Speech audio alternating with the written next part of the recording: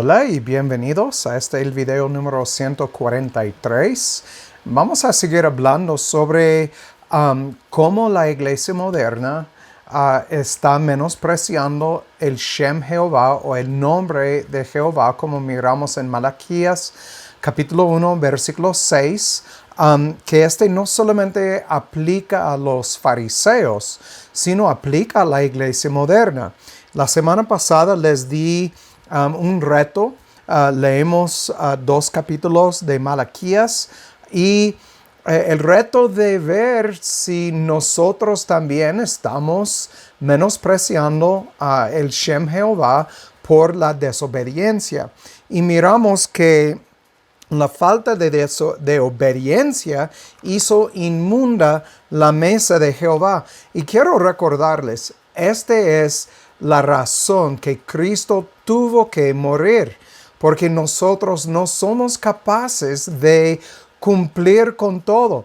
No quiere decir que no debemos extendernos hacia la meta y ver cómo seguir adelante en este camino estrecho, mejorando día tras día en la obediencia.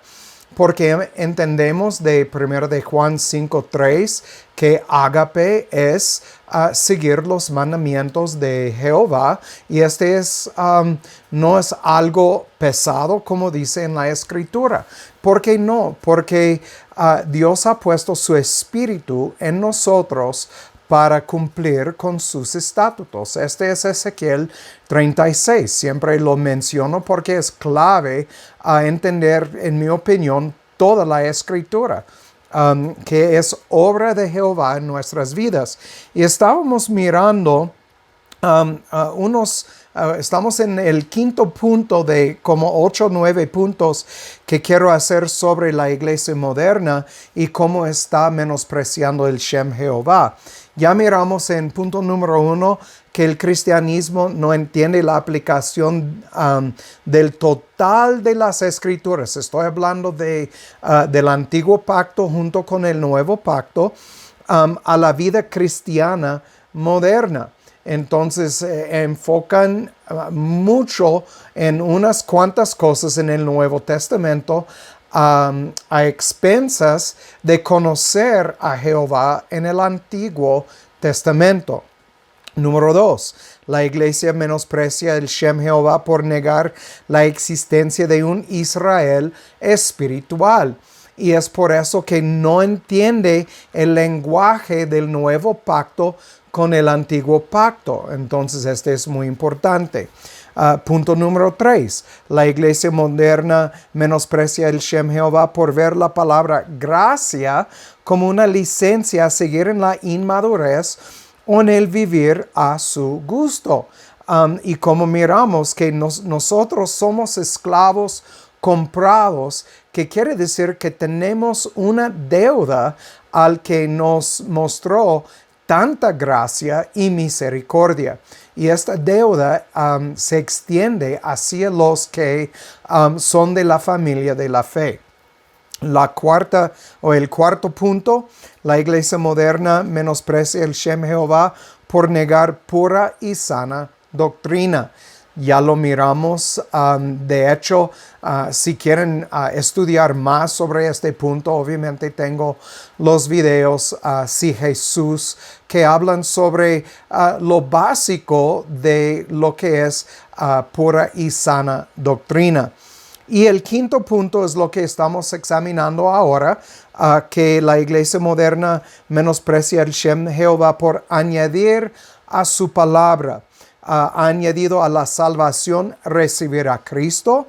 Y ahora vamos a ver cómo la oración de fe o orar una oración de fe también es añadir a la palabra de Dios algo que no existe en las Escrituras. Entonces vamos a dar inicio y vamos a seguir adelante.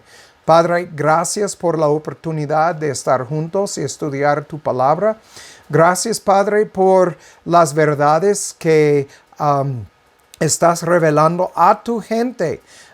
No lo revelaste a todos, como Cristo dijo.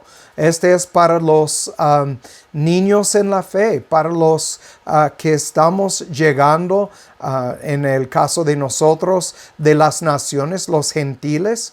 Y va a tomar toda la vida estudiar tu palabra para aprender y seguir creciendo espiritualmente en pura y sana doctrina. Es nuestro deber estudiar tu palabra cada día y ver cómo y si nosotros estamos caminando en la fe, como Pablo dice.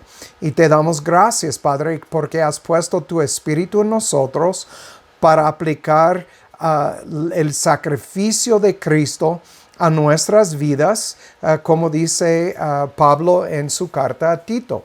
Y Padre, pido entonces que nos des las fuerzas para quedarnos en este camino estrecho, porque es difícil, es uno de tribulaciones. La tribulación más grande es el matar del yo. Entonces, Padre, sin tu Espíritu es imposible caminar de una manera digna del llamamiento que hemos recibido. Entonces te doy gracias por la obra de la cruz y tu obra en nosotros por medio de tu Espíritu Santo. Ayúdanos esta mañana a entender y comprender tu palabra y sobre todo, Padre, poner en práctica las cosas que estamos aprendiendo. En el nombre de Cristo. Amén. Muy bien, entonces ahora quiero hablar sobre el hecho de que las Escrituras no hablan de una oración de fe, como es común en las iglesias hoy en día. Ustedes saben cómo va. La persona que quiere dirigir a otra persona a Cristo dice, ¿quieres orar conmigo? Sí, o quieres orar. Entonces la persona por lo general dice, bueno, es que no sé cómo. Y decimos, bueno, es así fácil. Cristo, que vengas a vivir en mi vida, ya me arrepiento de mis pecados, quiero andar en obediencia o seguir en tus caminos. Te doy gracias en el nombre de Cristo. Amén. Bueno, hay muchas maneras, pero básicamente es así. Pero la Biblia no habla sobre este tipo de oración. De hecho, la oración no tiene nada que ver con entrar en la familia de nuestro Padre Jehová. Es algo que la iglesia ha añadido a la fe. Entonces, vamos a Juan 3, 27. Juan 3, versículo 27. Me gusta parte del libro de Juan, capítulo 3, porque si uno lee todo en su contexto, va a entender que no tiene nada que ver con libre albedrío, no tiene nada que ver con Cristo muriendo por cada individuo. Hay muchas enseñanzas. De hecho, publiqué un libro en inglés, tal vez algún día lo voy a traducir a español. Específicamente es un comentario largo sobre este capítulo.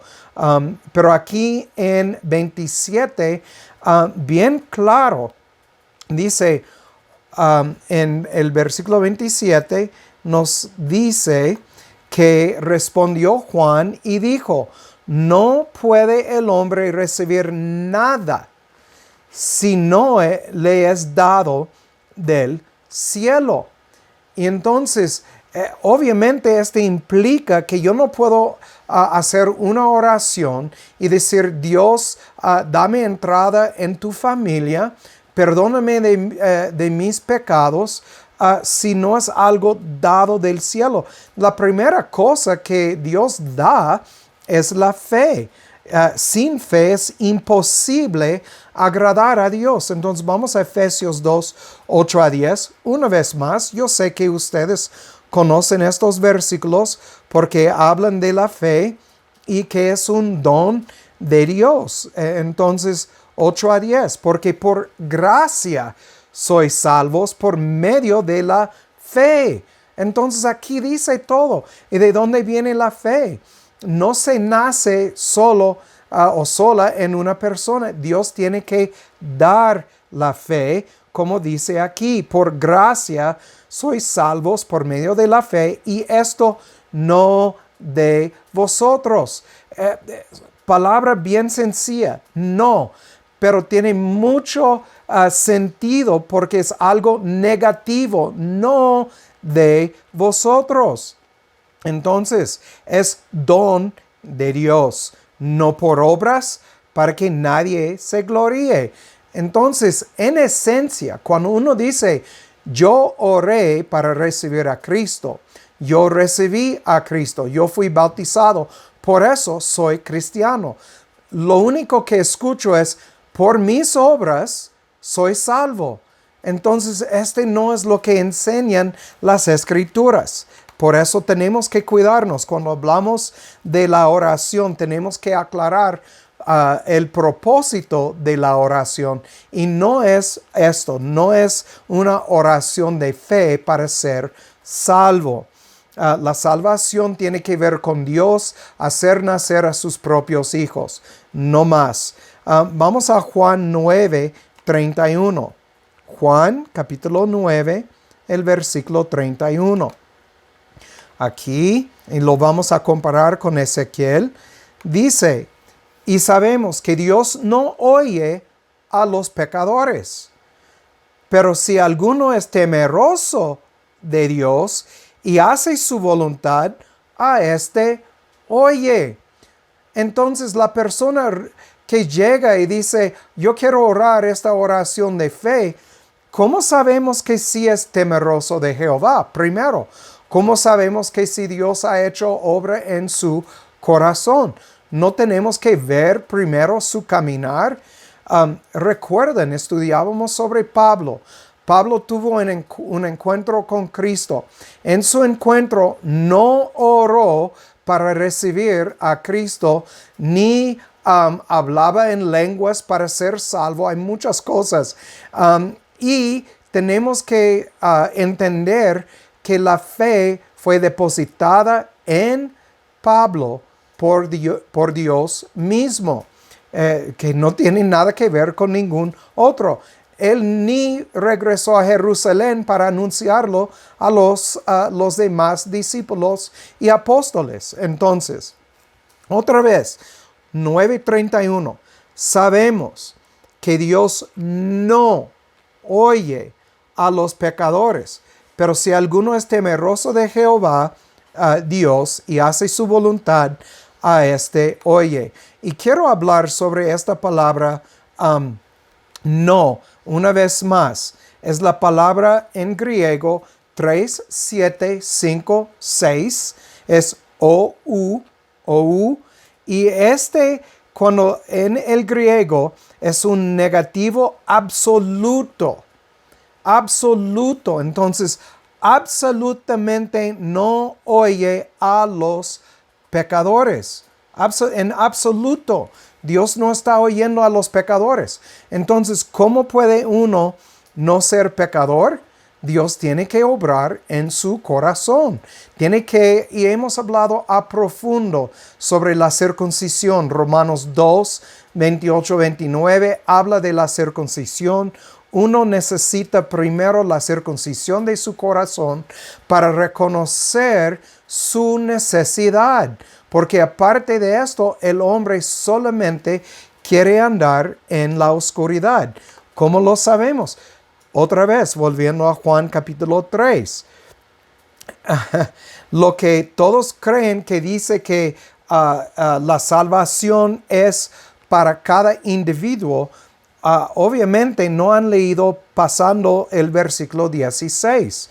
Porque dice, Dios no envió a su Hijo al mundo para condenar al mundo. Y uno dice, ¿ves? No es para condenar al mundo. Es verdad, no vino para condenar al mundo porque dice, ya fue condenado. En versículo 18 dice, ya es condenado. Entonces, no tenía que venir para condenar. Vino para salvar. ¿A quién? Nos dice aquí en el versículo 16, todo aquel quien Él cree. En el griego, este es pas o pisteon. Hemos estudiado mucho sobre la gramática de pas o pisteon. Cuando tienes el o, número 3588, es el artículo definido. Tiene una definición. Son los creyentes. ¿Quiénes son los creyentes? Pues la Biblia es bien clara. Los creyentes son los que Dios hizo nacer. De hecho, vamos a ver porque Juan habla sobre esto en capítulo 1, el versículo 12 y 13. Dice, mas a todos los que le recibieron, a los que creen en su nombre, les dio potestad de ser hechos hijos de Dios. Antes de que ustedes me escriben y dicen, mire, dice, le recibieron. Leen el versículo 13 y recuerdan, cuando leemos esta palabra recibir, entonces esta palabra recibir aquí en el versículo 12 es lambano. Lambano es cuando uno recibe un regalo de otra persona. Entonces este regalo viene por la gracia de la otra persona. En este caso estamos hablando de Efesios 2, 8 a 10. La gracia de Dios es un don que Dios nos ha lambano. Entonces recibimos este don de Dios, pero no es de nosotros, como ya leemos. Entonces, más a todos los que le recibieron, les di potestad de ser hechos hijos de Dios. Entonces Dios depositó en su gente su espíritu. Dios abrió su corazón de piedra a carne para entender su necesidad. Al entender esta necesidad, porque Dios la hizo nacer en su Hijo, esta persona va a confesar sus pecados, no antes. Es después de esta obra en el corazón. Y esta obra es para los que Dios ha predestinado. Este es Romanos 9, Efesios 4, bueno, muchos lugares, incluyendo a Ezequiel 36. Entonces, a los que creen, aquí tenemos, o pisteo. Entonces, los creyentes, no es cualquier individuo. De hecho, en el versículo 16 de Juan capítulo 3, donde dice, y cualquier que cree, o todos los, entonces no existe para cada individuo. Entonces, es muy importante. Versículo 13, Juan 1, 13. Los cuales, ¿quién? Los que creen, los cuales no son engendrados, y noten esto, no son engendrados de sangre, ni de voluntad de carne. Entonces, no es por tu propia voluntad. No habla de libre albedrío, habla de que alguien hizo sobre nosotros su voluntad. ¿Quién? Jehová Dios hizo su voluntad.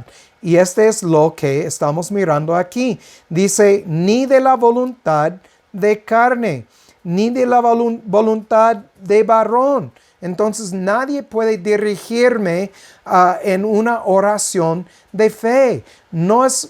Un pastor me dijo hace muchos años, Ricardo, es fácil para nosotros salvar a las personas, mas no podemos mantenerlos en el camino. ¿Qué estaba diciendo? Es fácil que alguien ora, perdóname, quiero seguir a Cristo y decir que es una persona salva. Miramos esto en muchos eventos.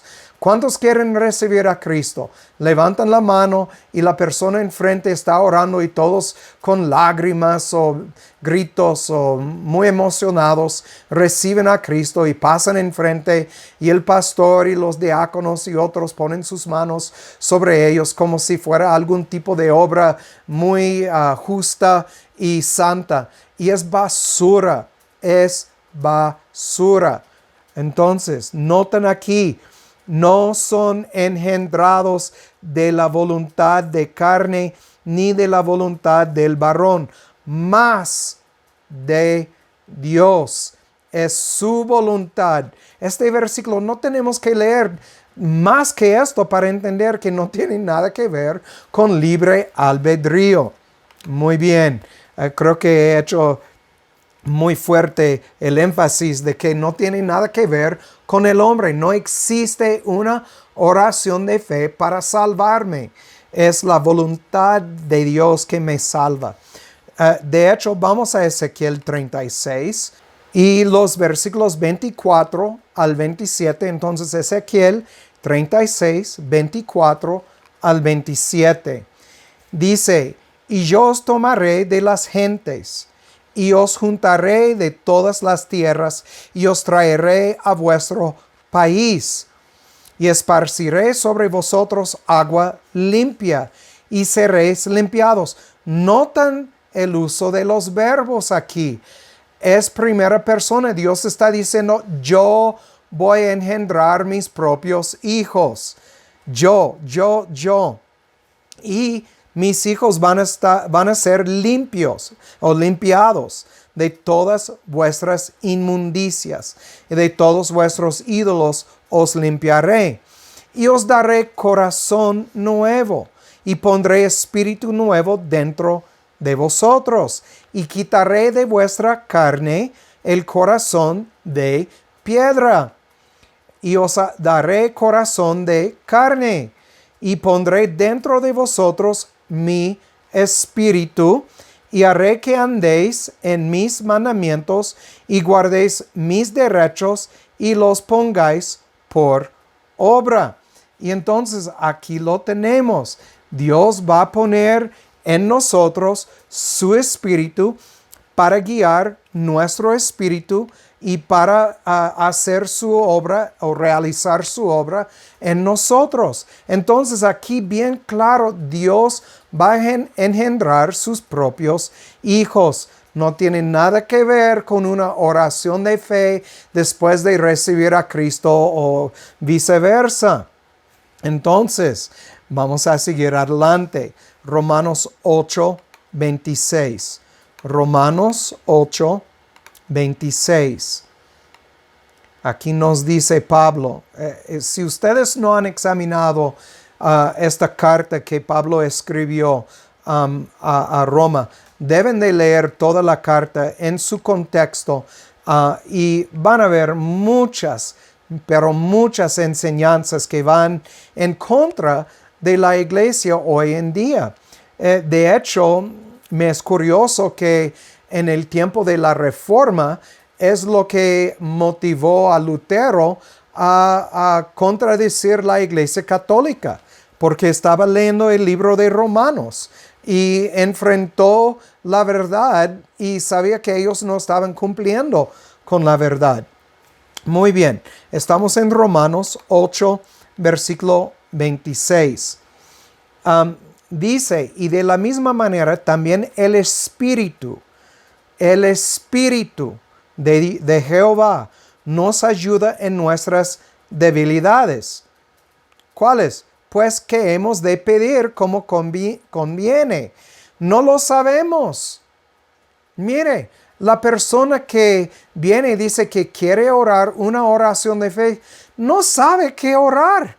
Entonces, ¿cómo puede orar para algo tan importante que es un don de Dios que Dios va a depositar en su gente?